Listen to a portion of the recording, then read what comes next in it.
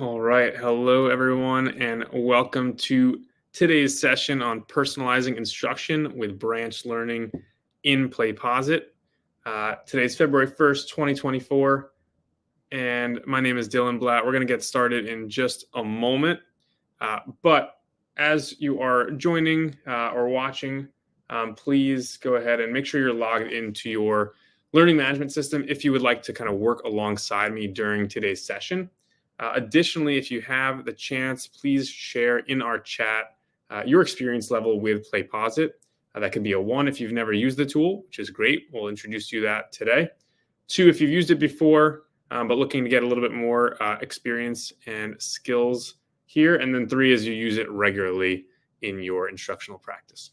So I'll give everybody about a minute to join us here, get set up in their LMS to follow along and share their experience level in the chat. And thanks again for joining us today and welcome.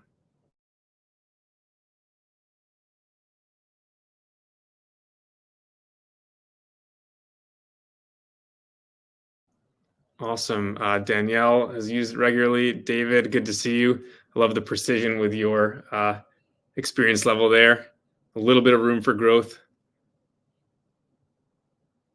Excellent. And as we're starting as well, we have an interactive handout that goes with today's session. So I will have that in the chat here as well to share.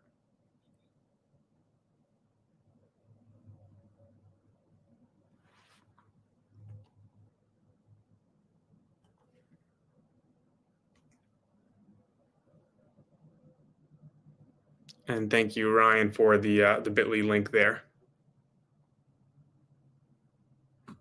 Perfect. Well, we're going to go ahead and get officially started now. So thanks for that experience level there in the chat. Looks like we've got a lot of folks who have used PlayPosit, but maybe looking to get a little more familiar with some of the branch learning strategies. And yes, Ryan K is joining us behind the scenes as well. Awesome. So with that, just a quick introduction on who I am. Some of you may know me from working together, but my name is Dylan Blatt, Customer Success Manager here at PlayPosit, which is powered by WeVideo. I'm an instructional design resource for you all. I work with K-12 districts around the country, as well as some higher ed institutions to help folks get the most out of using PlayPosit to enhance learning and instruction. So that's my background. We'll get right into it. Here's the agenda for today's webinar session. We will be starting with just a brief overview of PlayPosit for those who are newer to the tool and looking to get a sense of what it offers and why you might use it. The main piece of today's webinar session is really around branch learning use cases and demoing how to set those up. There's really 2 types, so we'll kind of divide those and talk about them separately: choice-driven branching and then consequence-driven branching. And then at the end, I'll be sharing a few of our resources to help support you along the way. And we'll make some time at the end for Q&A. But if you have questions as we are learning together today, feel free to put those in the chat. You do not need to wait until the very end to ask any questions. So that's the plan. Let's get to it. Starting with the PlayPosit overview. And so for those who are newer to PlayPosit, it's really an instructional design studio at its core. You can launch it within your learning management system, such as Canvas or Schoology. And then you can select a video from either a private host that you have access to or a third-party source like YouTube or Vimeo. And then from there, you can add questions and interactions within the video timeline. So that's kind of the high-level overview of what PlayPosit is. It's a really powerful design studio. You do have some really advanced features available, but we do believe that it's very user-friendly for teachers and other folks who are using the tool. And so when you are inside of PlayPosit, you can do a lot of customization around the way you build questions and responses, add feedback. All the locations in PlayPosit that you're crafting questions and answers have the rich text editor where you can add audio clips, you can add images. And what we're focusing on today is you're able to add jumps to interactions and to answers as well, so that learners have branched pathways for their learning. So that's really going to be our focus, is that jump feature to differentiate and personalize the instruction for today. Now, before we go any further, for those who are newer to the tool, you do need one piece of vocabulary to help today, and that is the word bulb, which is really just our end product in PlayPosit. So a bulb is the interactive video that you create inside of the PlayPosit platform, and it can be assigned in a few different ways, asynchronously, so kind of at the learner's self-paced mode, and then synchronously using our broadcast functionality, or what's called a learner-made bulb, where the learner is the one creating the interactive video and submitting that individually. But for today's session, we are going to focus on the self-paced asynchronous delivery, since that's our most popular use case and also applies here well to our branch learning content. So again, bulb is just an interactive video created within PlayPosit, and that is what we'll be working on today. All right. Now, you might be wondering, why would someone use PlayPosit? What are some of the benefits of using the tool? Well, here is the foundational benefits. There are really three main ones, which are accountability, accessibility, and content digestion. And so in terms of accountability, we have the ability to disable fast forward and skipping. We can monitor the last watched timestamp of our learners. And we have what's called the active tab player, so that if a learner switches to another tab or window, the video will automatically pause to make sure they are staying present. We take accessibility very seriously at WeVideo and PlayPosit, and so we have interactive searchable transcripts in the sidebar view. We have the ability to enable closed captions, and we are screen reader compatible and WCAG 2.3 compliant. In terms of content digestion, we have the embedded notepad for learners to take timestamp notes. They can export the report of all the interactions and notes that they've taken as well at the end of their bulb experience, and teachers can actually monitor those notes as well. The best thing about these features here that I'm talking about are these are all sort of out of the box provided inside of PlayPosit before you even add any interactions. So once you add a video, these are available for learners right off the bat. So those are some of the foundational benefits and the why behind using PlayPosit. To give you just a brief couple of examples of ways that people commonly use the tool. Here's three. One is a skills practice. And so we can make our individual practice a bit more effective through just a direct instruction video, plus setting up those check for understanding or practice questions after that video. And you can scale that out to multiple learners throughout the year or over the course of several years and reuse that skills practice and that content. You can also build in feedback that gets automatically shared with learners there as well. In terms of the interactive video lecture, this is a really popular use case. You take a direct instruction video, and then to maximize the content digestion, you add those checkpoint questions throughout and gain the qualitative insights because you're collecting the data on the way learners engage with that video and with the questions and resources that you've shared on top of it.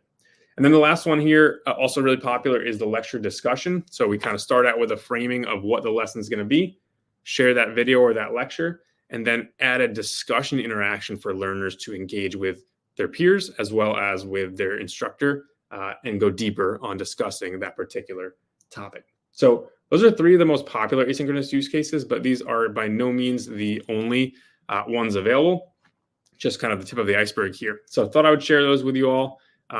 That's the end of our section on PlayPosit overview. And so if you're wanting to learn a little bit more on that piece, I would go to that handout that was shared, and you can dive a little deeper into some of the getting started resources. But for now, we are going to get to the main topic of the day, which is branch learning use cases. And so to start, I do need to give you a bit of a background on the difference between choice-driven branching and consequence-driven branching. So we're going to see those two different types of scenarios. Choice-driven is the situation where learners see their options and they make a selection with the outcome in mind. So they have that learner autonomy to choose where they want to go with the particular lesson. So kind of putting the learner in the driver's seat there. When we say consequence-driven branching, we're talking about learners experiencing the pathway based on correct or incorrect answers. So in other words, they're responding to a question with the answer they think is correct. And then based on the response, they will be placed at the appropriate timestamp based on their level of understanding. So choice-driven, they choose where they're going to go with the lesson. Consequence-driven, the response they provide will change where they go with that particular bulb or interactive video. Okay, so that's the context. Choice-driven branching can kind of live out in three main ways inside of PlayPosit. So the three ways I'm going to talk about for today and that I would recommend are: one, the table of contents. So this is exactly what it sounds like. It's a sidebar showing all the elements of the bulb that learners can engage with, giving them that transparency of what they're going to experience. And then they can click on that section and it's hyperlinked so they can jump right to that part of the video, almost like reading a book, but automatically flipping to the page that you choose. And so that is actually a template that we have access to, and I'll share more about that in a bit. The pro tip for that piece is to add it at the end of your bulb creation so that everything you've created gets automatically pulled into your table of contents. So that's one way we can have choice-driven branching. Another is through our pause interaction, which is super versatile, and we are allowed to use that to create a jump button. So I'll show you how to do that as well. And that will give sort of the option for learners to click a button and jump straight to a certain part of the video. And then the last one is the poll, which looks like a multiple choice question, but there's no correct or incorrect answer. It's just a series of choices that learners can click to then choose where they want to go with the learning. And that also allows for embedding feedback as well and additional resources within each choice. So those are the three main things we're going to talk about when it comes to choice-driven branching. The way I'm going to show this now is I want to talk a little more about each of these. Then I'm going to demo all three of those options for choice-driven branching. And after that piece of the demo, we'll come back and talk about consequence-driven and then demo that as well. So kind of chunking the way we look at this together today. All right, let's start with the table of contents here. So the table of contents can be found inside of our interaction menu here, which you're seeing on the left. And when you click on that option, it is going to be a template form. So it'll automatically pull in all the interactions and resources that you have built out inside of the bulb into that table of contents. From there, you're able to actually edit the titles, edit the names of each section or the links as well. And those links will kind of remain live to jump to those timestamps inside the video. So this is a really great option for providing choice for learners, as we said, and then also increasing the transparency and empowering them to kind of go where they need to with a lesson and then refer back to this at any point and jump around. The key element, though, I mentioned earlier, is you really want to make sure to do this at the end of your bulb building because it will pull in automatically everything that you've already built out. And so you're essentially writing the book before you create the table of contents, right? Because you don't know exactly where the pages are going to be until you do that. So that's table of contents.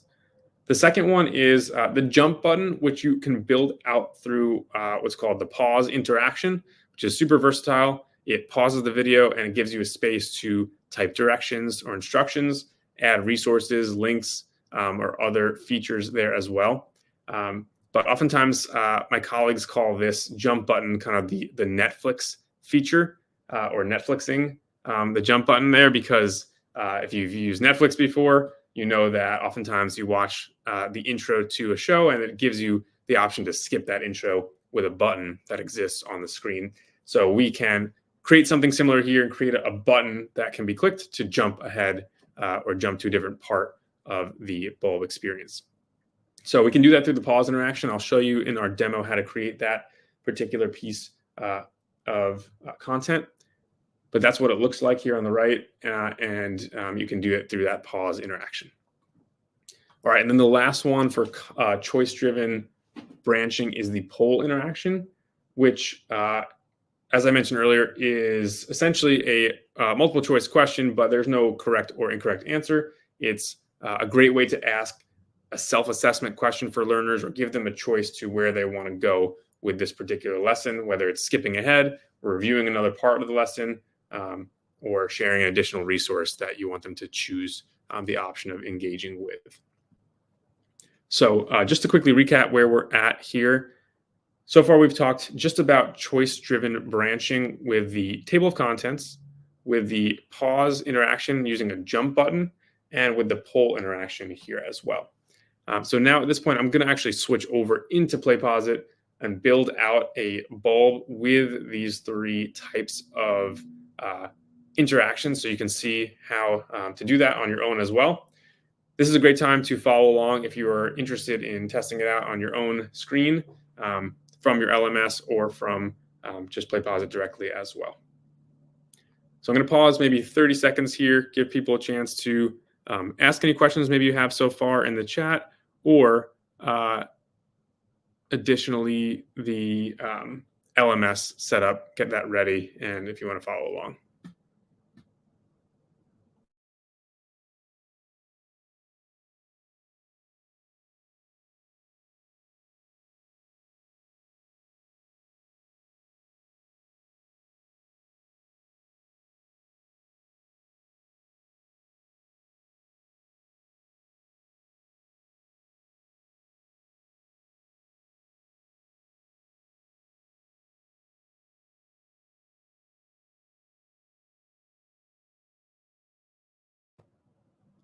All right, let's get into our demo here. I'm going to use the Canvas workflow because a lot of the schools that I work with often use Canvas, but I do want to mention that a lot of the other learning management systems have the same type of workflow or very similar workflow. If you want more details on that, maybe you're newer to the tool, that is in this interactive handout here, which was shared out in the chat earlier. There's a bit.ly link that you can use to access that. So all of those articles and tutorials are here for you based on what LMS you may be using, or if you're not using an LMS, that's an option as well. But I'll show Canvas since that's pretty popular and kind of looks similar to many of the others as well. So I'm in my Canvas course here, and I'm just going to create a new assignment using this blue button in the top right corner. And I will call this our branched learning demo, February 1st, 2024. Now I'm going to scroll down here, and to access the PlayPosit tool, I will scroll to where it says submission type. And for Canvas users, you can go to external tool and click the find button right here. And then you'll have one option that says PlayPosit because that is all that will be available. Mine has a few extras for testing environments as well. And so I'm going to click that. And then when you click the PlayPosit button there, you'll see a gray screen. This is similar in pretty much any LMS that you're using. And this gray screen is a good sign. That means you're ready to enter PlayPosit, which you can do in 2 ways, either clicking enter PlayPosit or set the link. Those both take you to the same place. So I'll click set link, and you should land on your My Bulbs page, which may have content if you've been here before, or maybe not. But either way, we're going to build a brand new bulb today. So I'll click this button in the top left that says add new bulb. And when I do that, I'm going to be opening up a brand new tab, which enters me into the PlayPosit Instructional Design Studio. And from here, you're seeing on the right side the preview window, and on the left side here is the video source option. And for today, I'm going to use some YouTube videos on long division, everybody's favorite topic. I'm a former math teacher here, so that's definitely my favorite topic. I don't know about you all. I'll put in the chat here, or in the input URL section, I'll just paste my URL for my first video that I'm going to be using. And I'm not going to add any captions or trim and crop this one. I'll just bring it in right here by clicking done. Now, just to mention here, with PlayPosit, you can add one video and add interactions on top of it. But one of the cool things you can also do is add multiple videos that will play through sort of seamlessly as if they were one video from the learner's perspective. So I'm going to click this add video button right here and I'm going to add 2 more videos just by pasting in the URLs that I have ready to go in my lesson plan. And I'll just click done. And so on your screen, you can go ahead and add the video or videos that you want to use for your branch learning activity. And I've got one more here to add in. Again, I'm just using the input URL function. You can use the YouTube to search, or Vimeo. If you have access to other video hosting services, you can use those too. But I'll paste that in. And so just like that, I've got my 3 videos on long division pulled in that I want my students to have access to in this bulb or this interactive video. And so that's my video piece here. I'm now going to go into building out some interactions by moving over to the interactions section here, or I can click this add interaction button. So my first one I'm going to add is just going to be a pause interaction to give kind of an overview of the lesson. It's not going to have any jump or branching features, but I just want to have that up front so that later on when I add my table of contents, students can go back to that overview or that intro if they need it. So I'm at 0, 0 with my scrub bar here on the bottom, and I'll click Add Interaction, and I will choose Pause, which is in the middle left side of my menu. And then here, I mentioned this earlier, you have access to that rich text editor inside of the interaction builder here, which allows you to change the formatting and do some really cool things like add audio or images as well. So on my lesson plan, on my other screen, I'm just copying over my kind of overview of this lesson. And you'll notice some formatting is there as well. It comes across when I paste. And I do want learners to kind of see this on the main part of the screen. So I'm just going to go to step 2 here on the top and adjust my placement by hovering over until I have the full highlighting there so that the overview takes up the full screen as learners enter this bulb. All right, so again, this is not going to have any jumps or branch learning features, but it will be helpful later on as part of my table of contents. So I'm clicking done. Just like that, I've got my overview of the lesson right here. And I'm looking at it and there's kind of like some extra space in there. I'm noticing maybe I don't actually need all that space. So I'm just going to edit that real quick so it's a little bit tighter on the screen. And I just edited by clicking the 3 dots in the top right of that interaction and click Edit. Notice this one's worth 0 points. I can change that, but in this case, I don't want the overview of the lesson to be worth any points for learners. Okay, so that's my pause interaction, just a quick overview of this lesson. But let's get into some of those branch learning features that we talked about earlier. So let's say that learners have been watching this video for about a minute now, and I'm going to scroll over to 1 minute in. And at this point, I want to give them the chance to decide, based on what they've seen so far, this first minute of the video, do they need to continue watching, or can they skip ahead to the second video, that more advanced content? So at this point, I'm at 1 minute. I want that sort of Netflix jump button to be available on the screen. So I'll click Add Interaction. And I mentioned this earlier, you can build this out through what's called a pause interaction. So I'll click that pause button. And then here inside the rich text editor, when I click inside this editor, there's sort of this like mini menu that pops up right here. And there's something called jump available is actually the first option. It looks like a branched set of arrows. So when I click that, it'll give me this ability to insert a jump, and the text is what the button will say. So I want this one to say, I'm just going to copy from my other screen here. What I want it to say is skip to advanced content. And that's what I want learners to have the choice of doing. Then I have to put in my jump time here. Where do I want them to go if they click the button? And I happen to know that the second video starts around 8 minutes. So I'm just going to type in 8 minutes here. And then I change my styling effect. I usually just use primary button, which is kind of like a solid background. You pick the color and then the font will be white. And I don't know, I'll choose maybe some light blue here. Click insert. And then that button will be available right there. If at any point I want to change that, I just click on that same jump button right there. And maybe I say, that color is kind of hard to see. Let's go with like a red, update it. Okay, how about that? So that is my jump button here. Now, you might be wondering, where is the button? I don't see it on the screen. And that's because we haven't adjusted the placement yet. So currently it's living on the sidebar, which maybe isn't where I want it to be. I want my learners to kind of see it right on top of the video layer. So let me go to step 2 here where it says placement, and then I'll just pick where I want it on the screen. Maybe I want it in the top left. Maybe I want it in the bottom right, more like Netflix. So I'll go bottom right. Now, the other piece here you might be wondering about is why is there that white background? Well, we can adjust that if we would like. So we just change the opacity under the advanced settings here inside placement. And I can actually just drag that down to get rid of that background. I can even remove the ability to expand or collapse it so it kind of stays on the screen. And you can even move it to the right or left using these arrow buttons as well. So I'm going to kind of mess around a little bit with some of these buttons just to show you some of the abilities you have around moving the button on the screen. And once you like where it's at, how it looks, you can click done. But just to mention one more time, the opacity here is how you change that backdrop behind the button. So I want it to look like that. That's good for me. I also do want this button to kind of live on the screen for enough time that learners can see it while they're watching the video and have the chance to click it, right? I don't want it to last for 3 seconds and then they miss the opportunity.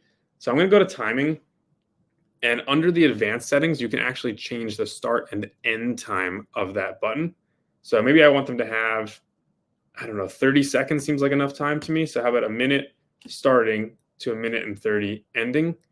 And that way it'll last for 30 seconds. Now, the only other key thing here, this is going to sound kind of counterintuitive, is that this is currently a pause interaction, which means it will pause the video, but I actually don't want it to pause. I want the button to come up, they keep watching, and then they kind of click it if they want, or maybe they ignore it and let it go away. So I'm going to go to my interaction advanced settings and uncheck the interaction pauses video. I actually don't want it to pause. I just want it to stay on the screen while they watch that video and decide if they're going to skip or not. So again, this is a pause interaction, but you can actually not pause if you would like to just have that pop up without pausing the video. So this is one of my favorite ways to create some branch learning opportunities through that choice-driven pathway. So now when I click done, I know that a minute into the video, this button will pop up. It'll live on the screen for 30 seconds. While learners watch the video, they can click it, jump to 8 minutes, or ignore it, and then keep watching from that point. So that's the first one I wanted to show. I'm going to add the table of contents at the end of this demo because, again, it'll have everything built out inside of it. But for now, let's show one more of the choice-driven options, which is our poll feature. So let's say that learners have watched this video now for a while, and they're kind of coming to the end of that second video, which ends around 19 minutes, and I think it's 41 seconds, somewhere right around there. And maybe I want to just check in with them. How are you feeling about this advanced content at this point? Because they've now watched the second video. So I'm going to add an interaction here. This time I'm going to choose the poll. Poll is a great way to check in on some feedback for our learners. And I'll click that button. And then I'm just going to go ahead and paste my question in here, which is, how are you feeling about this advanced content? And I'll put my choices in. First one is just going to be good. Let's continue. In which case they're going to keep watching from that point. And maybe the second one is, hey, I need more help. Please take me back to the beginning. So they want to kind of rewatch and jump to the spot where that particular video started, which was around 8 minutes. So I've got my choices typed out here, but now I've got to build in two things. One, I want to jump them back to the 8-minute mark if they choose the I need help option. And the second thing is I want to add some feedback so they know what's about to happen when they click that option again. So first, let me click the gear here and add feedback to that second choice. And my feedback is just going to let them know you are going to be jumped back to the introductory video for review. The second thing is for that gear icon, if I click it again, I can also click add jump. And that's going to take them to whatever point I choose for that choice. So if they select, I need more help, add a jump, and let's take them, I'm just going to type in here 8 minutes, and that'll take them, sorry, that was 8 seconds, I believe. Let's try that one more time. 8 minutes, there we go. Perfect. It'll take them back to 8 minutes if they choose that option. This poll question is going to come up on the sidebar by default. I can move it to the middle of the screen if I would like to, but I think I'm okay with keeping it on the sidebar here. So I will leave it like that, and I will just click done. Okay, so just to review where we're at before we head back to our slides and talk about consequence-driven branching, we've added just a pause interaction with an overview of the lesson at the beginning of our video. And then a minute in, we've got our jump button, which we created through the pause interaction, allowing our learners to skip to the advanced content if they would like. They can also ignore that and continue watching. And then the third thing we've done is we've added a choice here for them through the poll interaction to decide how they're feeling and if they want to continue or go back to the introductory lesson starting at 8 minutes and jump back by choosing that second choice. All right. Whew, that was a lot. Let's go back to the slides and shift some gears here talking about the consequence-driven branching. But first, I'm going to just pause for another 20, 30 seconds in case anyone has questions that came up in the chat, or if you just need to catch up on wherever you're at with following along.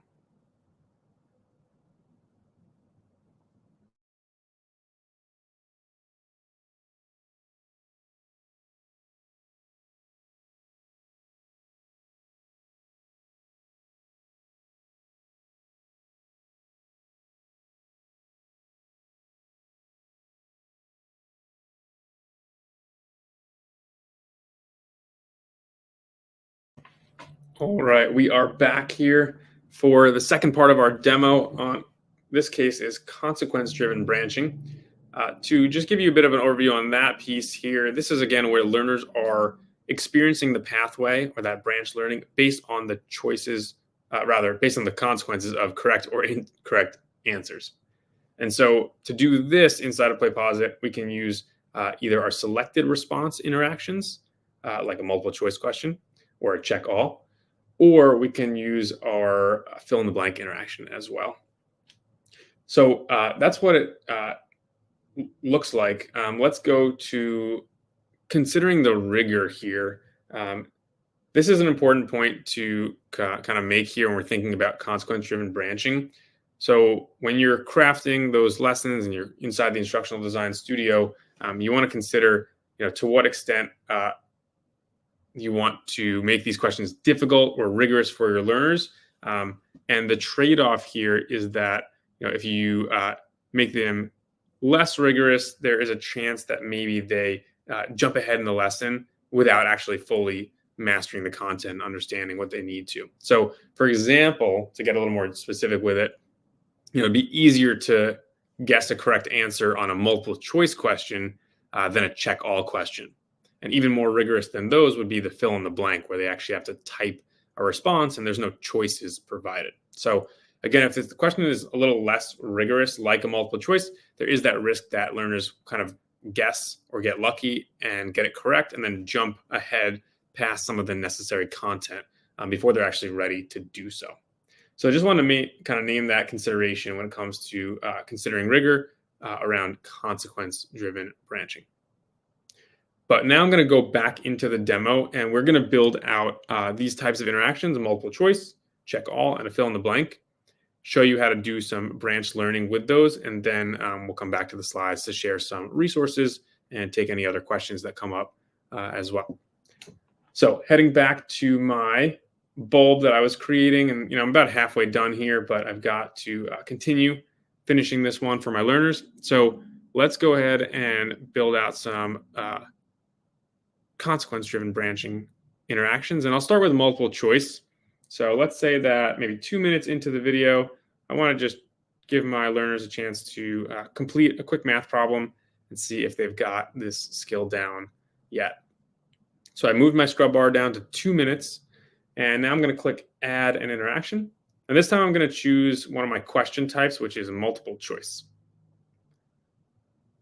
Okay, now the question is going to be a division problem. So I'm going to lean on my math equation editor here, which is one of my favorite features inside of PlayPosit as a former math teacher. So when you click in the rich text editor and you see that little mini menu pop up, right in the middle you have what says FX, and that is our equation editor. And from there you can type in your math problem with whatever symbols you might need. So I'm just going to hover over this plus sign here and find the division symbol. And then I will type my problem, 43 divided by 5 equals. And notice that on the bottom here, it has a preview of what that will look like when the learner experiences this. So I'm going to click OK.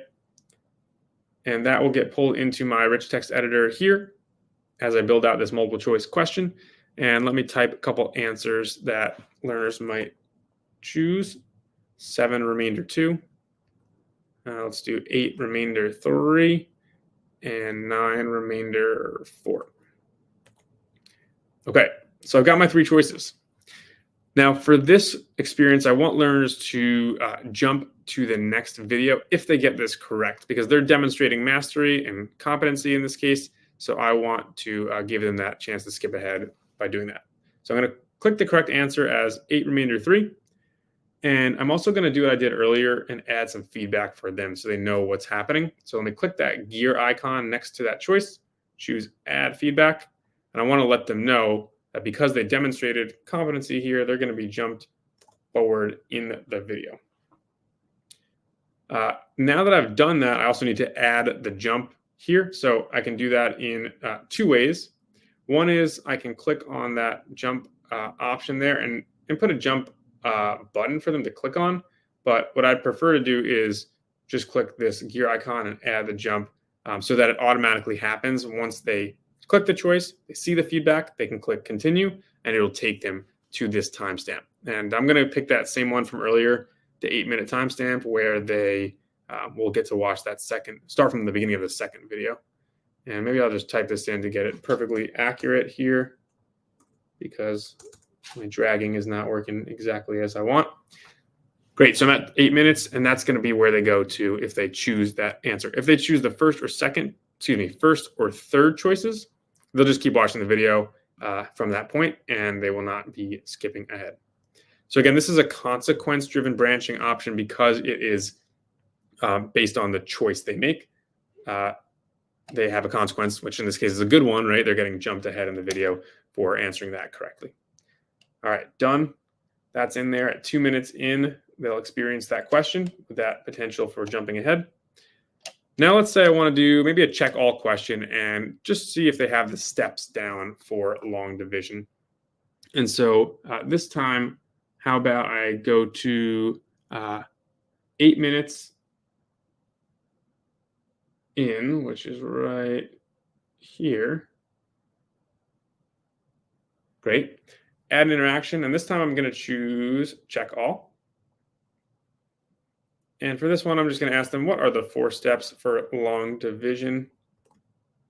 And I will type out a few of these steps real quick. Divide, add,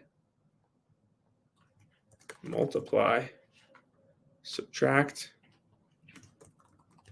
and bring down. All right, and then I'm going to check off the correct answers, which are everything except for adding. Now, this is my check all question that learners have to respond to. It's a little bit more rigorous than that multiple choice because there's more than one choice that is correct here that they need to select. What I want to do here is I want them to have the option to jump, or I want to give them the consequence of jumping, in this case, if they get the question incorrect. Maybe I want them to go back to the beginning of the video and watch it again. So here, now because there's more than one correct choice, I can't add a jump to one of the choices and not the others, but I can go to the advanced settings, and I have 2 options that are really powerful here. So look at the very bottom of the advanced settings, and you have the choice of either jump the user if their answer is correct or jump if the user answers incorrect. So you're choosing which way you want them to go. Since I did the last one correct, jump ahead, I'll use this one to show the opposite, jump if they answer incorrectly, and we will send them back to 0, 0, let's say to the beginning of the video. So jump if they answer incorrectly, that's in the advanced settings option, and I can drag this wherever I want, but I'll keep it at 0, 0 for this example. So I'm clicking done right there. And now I've got my check all question added in at the 8-minute mark with a consequence-driven jump back to 0, 0 if they answer incorrectly. All right, we've got one more to show for this demo, and that's the fill in the blank, which is even more rigorous because, again, there's no choices. They have to type their blank in the rich text editor. Okay, so here we go. Let's do this one at, how about 20 minutes and 25 seconds in. They mention the vocabulary word dividend, and I want to make sure that they got that. So I'm going to go right there. And once I'm at that point, I'll click add interaction. This time I'm choosing the fill in the blank option, and I'll just type my question stem here, and when I want to put my blank in, I can click add input blank, or actually the second option here in the menu is fill in the blank as well. Either one will add a little blank, and then I'll type the rest. Is the number we're dividing up. All right. And thank you, Grammarly, for the help there. And I can type more than one choice here. So I'll type dividend and hit enter on my keyboard. But maybe there's some misspellings that I want to allow for as well. So I can kind of copy and paste in or type out and hit enter for each of the misspellings that I want to allow. Maybe that's something that I'm okay with in this case. So I put a couple of misspellings in there, and that's good for me. Now, notice here, I could add feedback for this question as well, but there is a potential for adding more than one blank here or more than one sentence that they can fill in. So again, notice this time to jump learners, it's again in the advanced settings, similar to the one we just did with that check all interaction. So again, choose here at the bottom. Do you want them to jump if they answer correctly, incorrectly? Up to you. I'll go incorrect in this case and just send them back about 30 or 40 seconds to where they learn that vocabulary word. And so let me send them back to about 1941, where the, not the year, but the timestamp, where the beginning of the third video or end of the second video is. All right, so again, check all and fill in the blank both have that jump option in the advanced settings where you can allow for that consequence-driven branching. Either correct or incorrect can jump them to a certain part in the video. So I'll click done. All right, and just like that, I've got a handful of ways that learners are going to kind of have personalized instruction here, whether it's choice or consequence-driven. The last one that I said I would do earlier, but not until the end, is the table of contents. So just to show that as well here, for this one, I do want it to live in the beginning of the video and exist for the duration of my bulb experience. Kind of like in a book, when you're reading, you have that table of contents you can always refer back to get a sense of where you're at in the story. So I'm going back to 0, 0 with my scrub bar, and I'm clicking Add Interaction. Now this one is under the templates section on the bottom. And so notice it says Table of Contents right here. And if I click that, this does the work for you. It actually automatically brings in instructions. Click the bullet points to jump to a specific video or underline or interaction. And then it brings in all of the sections. Sections are the videos. So if there's one video, it'll be one section. In this case, I have 3 videos. And the bullet points are some of the interactions here that I have built out and the timestamps that they exist at. Now notice you can actually click on these and change and type the wording that you want for that. So maybe I want to call this one the overview, or this one is the skip to advanced content button. So you can call that whatever you would like. The link is still there that takes you to that point. You can even rename the video here.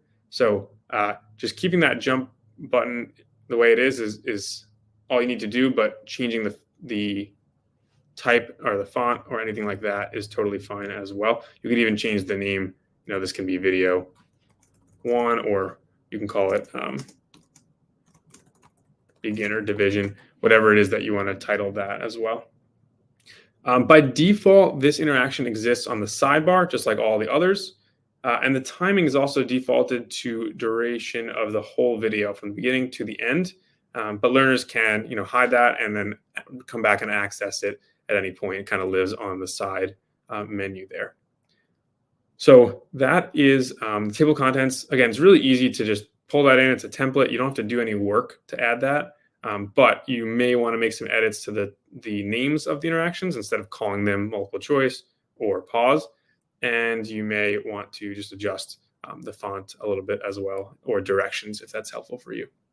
But once you've got that, you do it at the end. Everything's pulled in automatically. You click done. And so at this point, I feel pretty good about where I'm at with this lesson. I've got, just to review, my overview of the lesson that happens at 0, 0. I've got my table of contents that exists throughout the bulb and is available on the sidebar for my learners to jump around as they need. I've got my Netflix button, my jump button there for them to skip ahead. I've got some consequence and choice-driven questions that exist throughout the bulb to check for understanding and give learners both choice and some consequences for where they're at to kind of hold them accountable for their learning. So that's it for the interaction piece. I'm now going to just review and make sure this kind of final step here is complete. And so I'll call this one my branched learning long division bulb. I can add an objective. I can add some tags. Maybe I want to add a tag for branch learning. Just have to type that in and click enter. And I can also change my target audience or my subject here. Under the tag section, you can change the playback options. This is really important. And I'm going to mention this in the slides, but I'll just say it now as well and kind of show you it. You need to make sure a couple of things are checked to allow this bulb to function properly. This is really important for branched learning. So let's actually go to the slide for a moment and then we'll come back to this. All right, check this out, bulb settings. So learners have to be able to fast forward and skip interactions, right? Because they're going to be jumping around in this video, and we want to make sure that that happens seamlessly. So these first three options allow learners to rewind, skip, fast forward. Those will allow this to work seamlessly. So we're going to want to make sure those three are checked. I'm going to just do that right now in my bulb. 1, 2, 3. I'm just applying those to all the existing interactions that I have. The other thing I can decide to do, which I personally like to give the ownership to learners in this way, is let them download their printable report. If it's not a high stakes assessment of any kind and you just want them to have the ability to download what they interacted with and all the information that they learned in that bulb, you can check this second to last option as well and let them download that report, which is right here. In this case, 2 below that last one I checked. So that's an option as well. Another one you can choose is increase playback speed if you wanted to be able to speed it up, but I'll leave that the way it is currently. So just to name one more time, you do need to check those first three, allow them to rewind, skip, fast forward, because they're going to be doing that through some of these jump features of the branch learning bulb. All right, last but not least is privacy. You can set that however you would like based on your needs and the needs of your district or your school. I'll keep mine private for now. Actually, I'll upgrade it to members of my school or site. Click save. And then you have the option of clicking preview and actually watching that bulb and kind of engaging with it as well. We can just do that for a moment here and just see what that might look like. So I've got my objective. I've got my table of contents here. I can jump around in that way. Or I can watch. And just to kind of show you, there's my jump button. It pops up at 1:30, and I can click through and see all the elements that I've created in this. I can also close out my table of contents and come back to that later on. So I'm not going to take you through the entire bulb experience here, but this is a good way to preview and practice what it looks like before you officially assign it out to your learners. But let's say you're done. You click save, you go back to your learning management system. Let's close that out. And I'm going to link it. So for those who are new to doing this, if you're in Canvas, it looks similar for other LMSs, but look for the logo of your LMS. In this case, it's Canvas for me, or it could be Schoology for you. You click that bulb link right there, that little logo, and then you can assign that by clicking link. And then that will be assigned to my learners. I'll just click save and publish it so that it's there live in my course. And from there, I've got the ability to preview that bulb, download the data, or monitor it and see where my students are at. You can even click the student view in Canvas and see what that looks like as a learner as well, which is embedded right here inside of this assignment. So that's the full demo for branch learning. I know that was a lot of information, but hopefully you were able to follow along with some of it. And this session is being recorded, so you can always come back and watch any part of this again if you would like.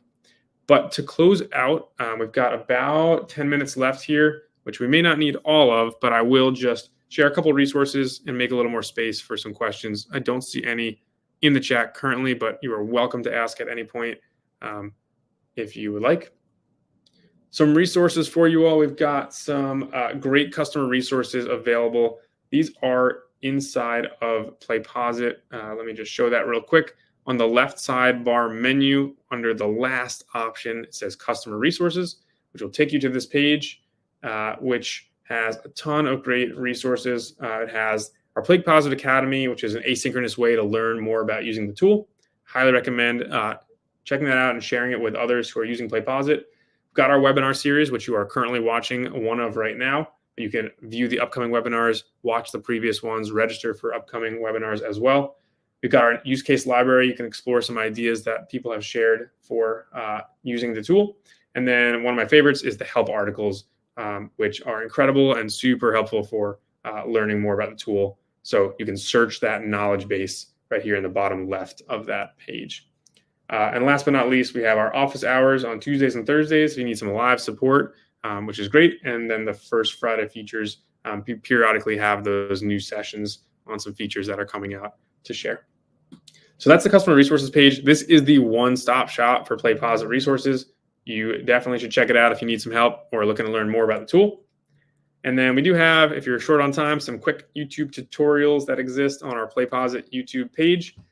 These are awesome. They're typically 2 to 5 minutes and are geared towards specific topics that you may want to learn more about. And I mentioned office hours, but I'll say it one more time. One-on-one support, live help, Tuesdays and Thursdays at 11:30 and 3:30 Eastern for some help there. That is a great opportunity to join. But the last piece here is our feedback survey. So always looking to grow, learn, and get better in helping you all. So please feel free to share in the survey, which I'm putting the link in the chat right now. Share that feedback with us, please. And we appreciate you doing that if you have a moment. And thank you to my colleague, Jason, who just added it. I will delete my comment, so it's only in there one time. All right, great. That is all for now, folks, but I will keep this question slide up and stick around for a few more minutes to see if anyone wants to share questions in the chat with us, and we can go from there. But thanks so much, Danielle. Appreciate you joining, and I'll stick around for a few more minutes, and so will Jason, in case there's any questions.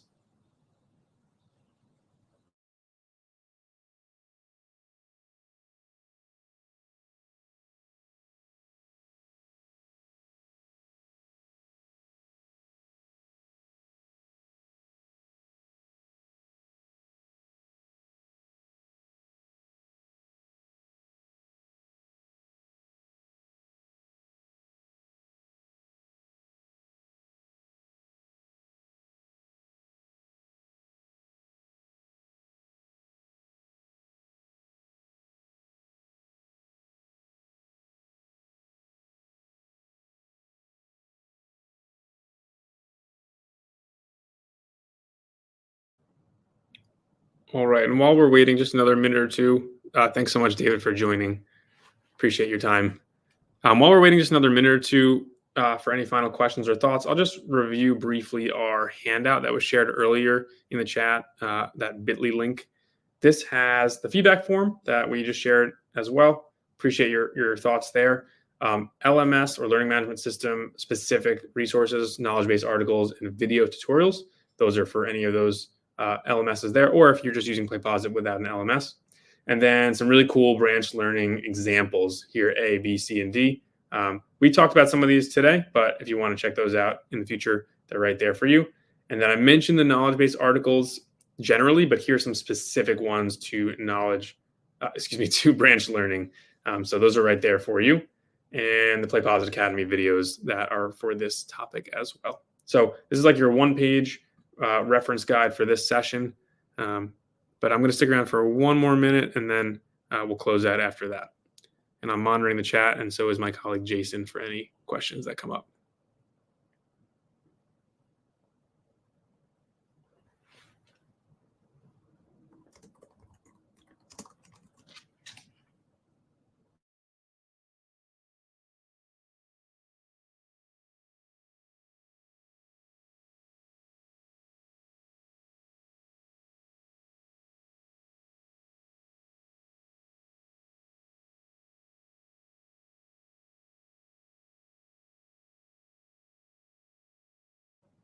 I was on mute there. Looks like we're ready to close out. So I just want to say thanks again for the time, whether you watch this with us live or the recording, and looking forward to seeing you next time around. Have a great day.